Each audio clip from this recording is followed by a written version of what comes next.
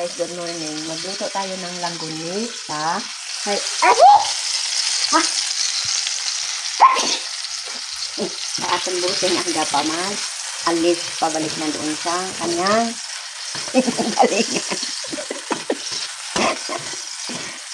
Alis na siya. Aga tayo. Alas 2 pa tayo nagagising. Ay, naku.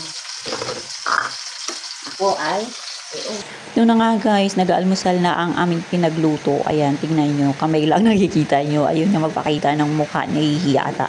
At hindi siya sanay guys sa camera. Pagbigyan na natin, pero nakikita natin kung gaano siya karami kumain.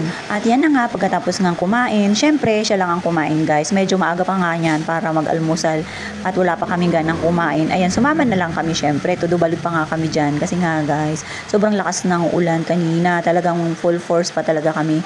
Lahat kami guys, isumama naghatid. Ayan na nga. At dahan-dahan lang pagpapatakbo namin syempre madulas.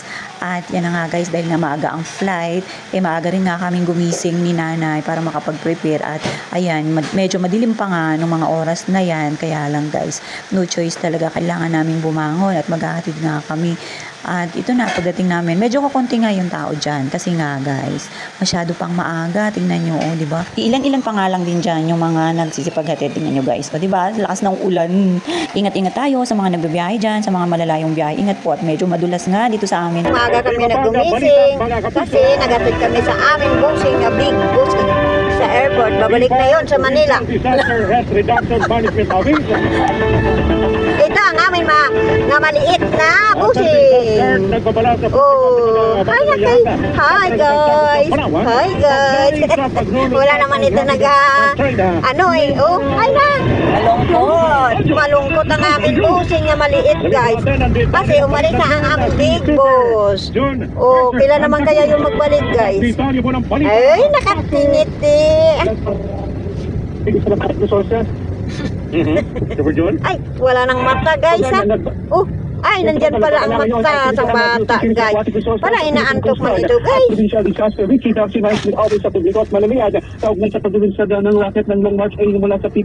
Hello guys. Guys, binalik ko lang ito guys ha. Ang lamig kasi. Oy, busin namin guys. Oh, lamig man.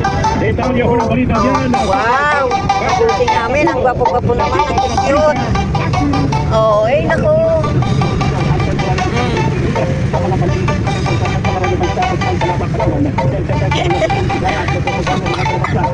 Pag maubos na yung bunot, pustiso agad ako, ha?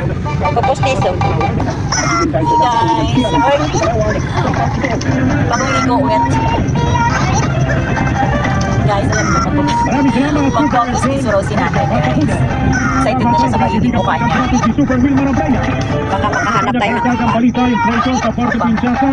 umagal habang sa panahon ng mahal na walang pagbabago sa inflation itong nakalipas na buwan ng Disyembre. Akin na naman.